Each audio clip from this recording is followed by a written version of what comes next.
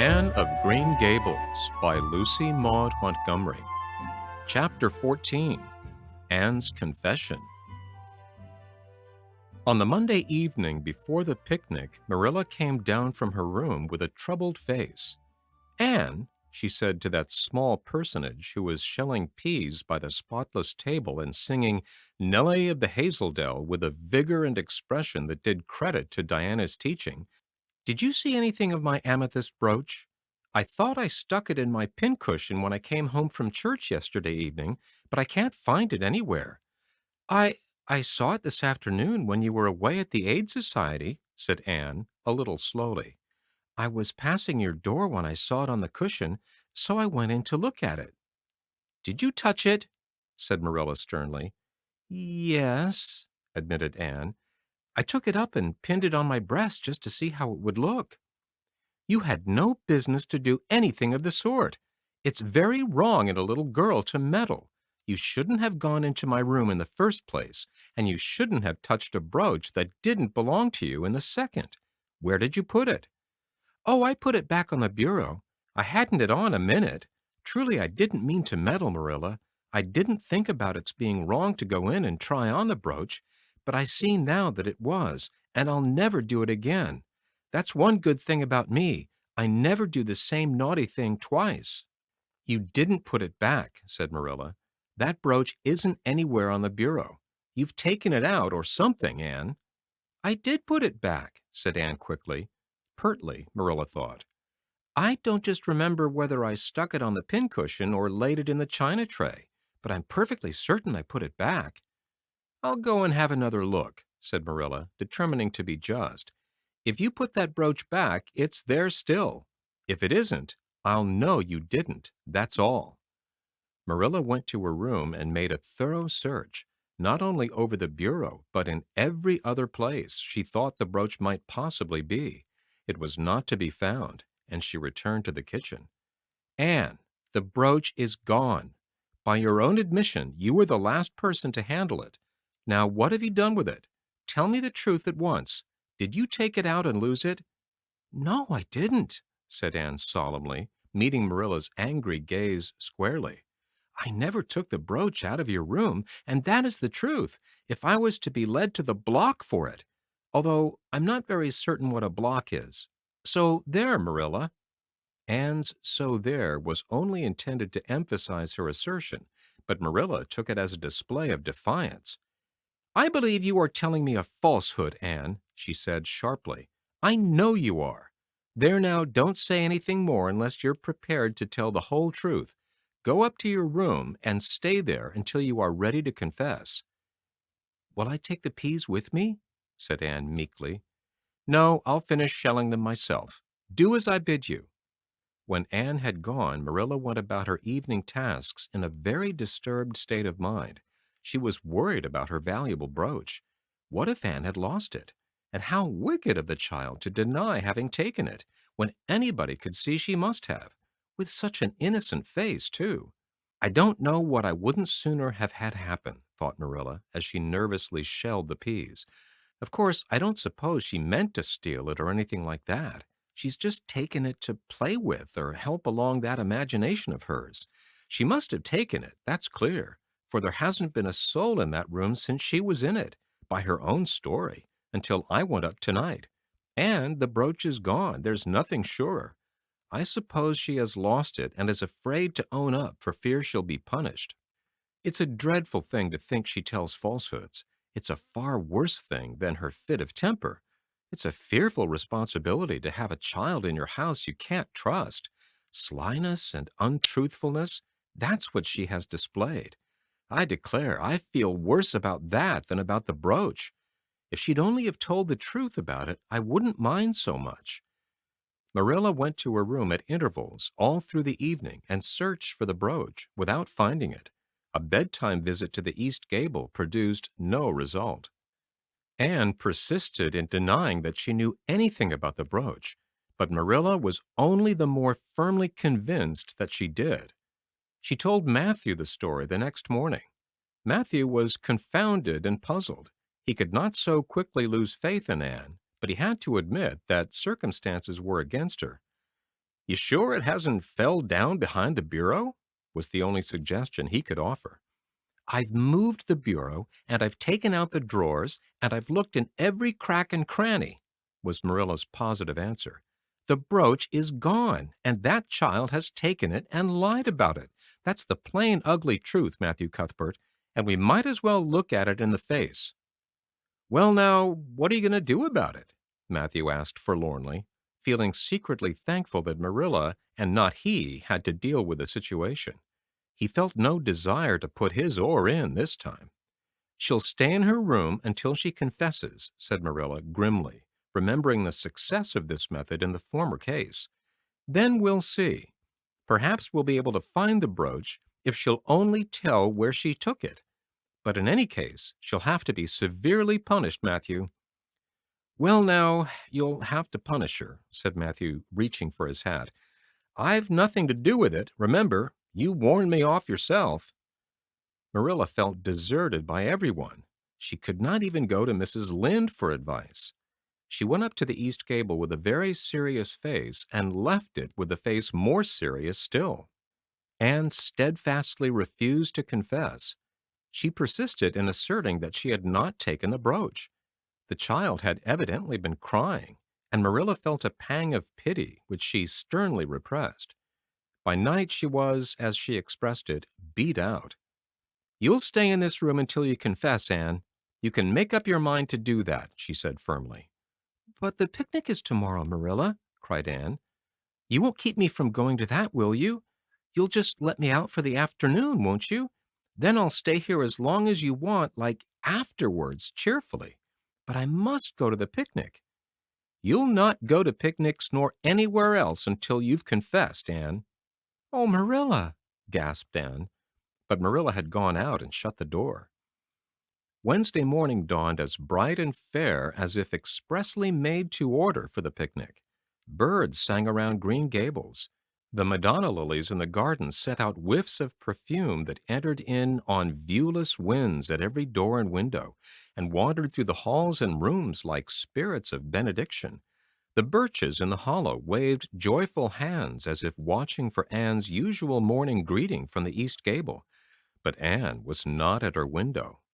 When Marilla took her breakfast up to her, she found the child sitting primly on her bed, pale and resolute, with tight-shut lips and gleaming eyes. Marilla, I'm ready to confess. Ah! Marilla laid down her tray. Once again her method had succeeded, but her success was very bitter to her. Let me hear what you have to say then, Anne. I took the amethyst brooch, said Anne, as if repeating a lesson she had learned. I took it just as you said. I didn't mean to take it when I went in, but it did look so beautiful, Marilla, when I pinned it on my breast that I was overcome by an irresistible temptation. I imagined how perfectly thrilling it would be to take it to Idlewild and play I was the Lady Cordelia Fitzgerald. It would be so much easier to imagine I was the Lady Cordelia if I had a real amethyst brooch on. Diana and I make necklaces of roseberries, but what are roseberries compared to amethysts? So I took the brooch. I thought I could put it back before you came home. I went all the way around by the road to lengthen out the time. When I was going over the bridge across the lake of shining waters, I took the brooch off to have another look at it. Oh, how it did shine in the sunlight. And then, when I was leaning over the bridge, it just slipped through my fingers, and went down, down, down, all purpley sparkling, and sank forevermore beneath the lake of shining waters. And that's the best I can do at confessing, Marilla. Marilla felt hot anger surge up into her heart again. This child had taken and lost her treasured amethyst brooch and now sat there calmly reciting the details thereof without the least apparent compunction or repentance. Anne, this is terrible, she said, trying to speak calmly. You are the very wickedest girl I ever heard of. Yes, I suppose I am, agreed Anne tranquilly. And I know I'll have to be punished. It'll be your duty to punish me, Marilla. Won't you please get it over right off? Because I'd like to go to the picnic with nothing on my mind. Picnic, indeed! You'll go to no picnic today, Anne Shirley. That'll be your punishment. And it isn't half severe enough either for what you've done. Not go to the picnic? Anne sprang to her feet and clutched Marilla's hand. But you promised me I might. Oh, Marilla, I must go to the picnic. That was why I confessed. Punish me any way you like but that. Oh, Marilla, please, please let me go to the picnic. Think of the ice cream. For anything you know, I may never have a chance to taste ice cream again. Marilla disengaged Anne's clinging hands stonily. You needn't plead, Anne. You are not going to the picnic, and that's final. No, not a word. Anne realized that Marilla was not to be moved. She clasped her hands together, gave a piercing shriek, and then flung herself face downward on the bed, crying and writhing in an utter abandonment of disappointment and despair. For the land's sake, gasped Marilla, hastening from the room. I believe the child is crazy. No child in her senses would behave as she does. If she isn't, she's utterly bad. Oh dear, I'm afraid Rachel was right from the first. But I've put my hand to the plow, and I won't look back. That was a dismal morning. Marilla worked fiercely and scrubbed the porch floor and the dairy shelves when she could find nothing else to do. Neither the shelves nor the porch needed it, but Marilla did. Then she went out and raked the yard. When dinner was ready, she went to the stairs and called Anne. A tear-stained face appeared, looking tragically over the banisters. Come down to your dinner, Anne. I don't want any dinner, Marilla, said Anne sobbingly. I couldn't eat anything. My heart is broken. You'll feel remorse of conscience some day, I expect, for breaking it, Marilla, but I forgive you.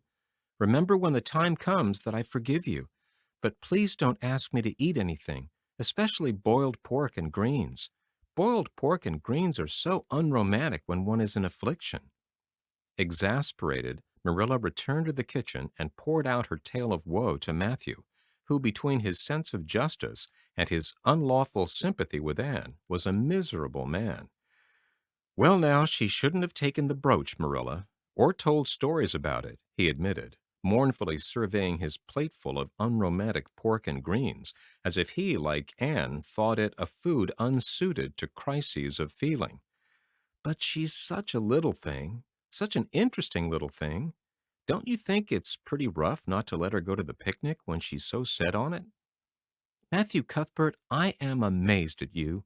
I think I let her off entirely too easy. And she doesn't appear to realize how wicked she's been at all. That's what worries me most. If she'd really felt sorry, it wouldn't be so bad. And you don't seem to realize it neither.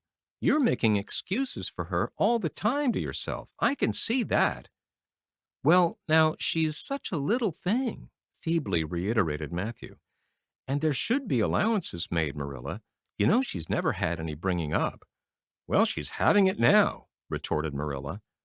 The retort silenced Matthew, if it did not convince him.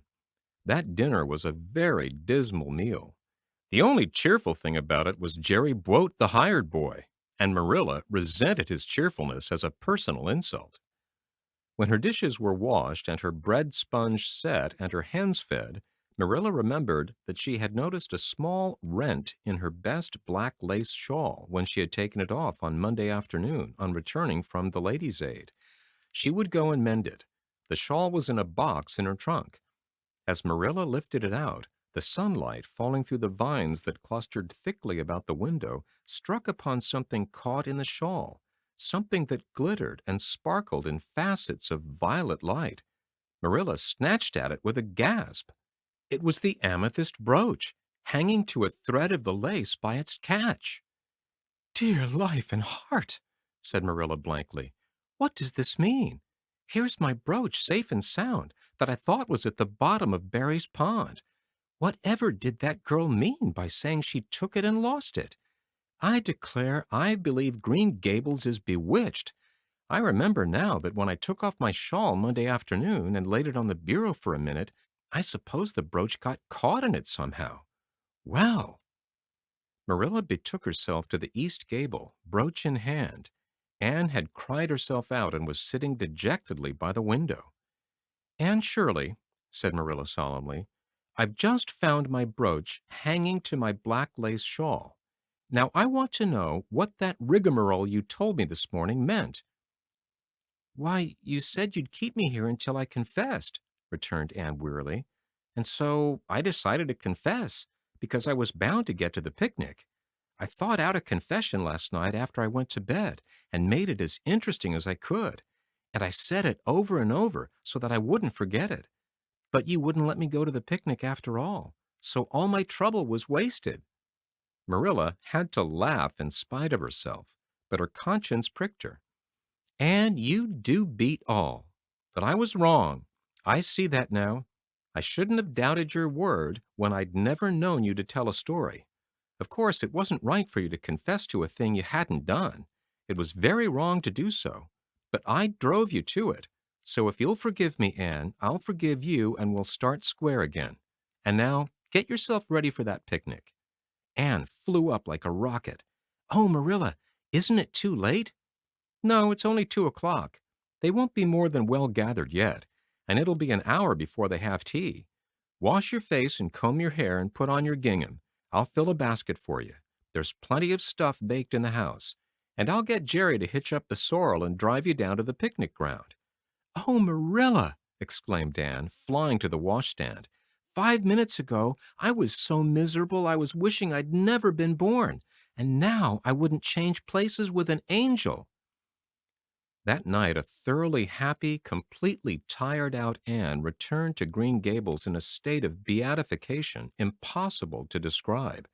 Oh, Marilla, I've had such a perfectly scrumptious time.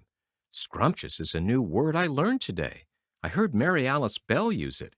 Isn't it very expressive? Everything was lovely.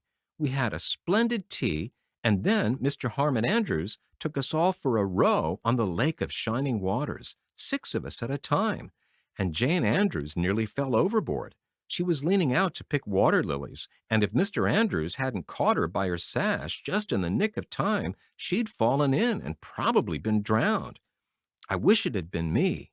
It would have been such a romantic experience to have been nearly drowned. It would be such a thrilling tale to tell. And we had the ice cream. Words fail me to describe that ice cream, Marilla. I assure you, it was sublime. That evening, Marilla told the whole story to Matthew over her stocking basket. I'm willing to own up that I made a mistake, she concluded candidly. But I've learned a lesson. I have to laugh when I think of Anne's confession, although I suppose I shouldn't, for it really was a falsehood. But it doesn't seem as bad as the other would have been, somehow. And anyhow, I'm responsible for it. That child is hard to understand in some respects, but I believe she'll turn out all right yet. And there's one thing certain, no house will ever be dull that she's in.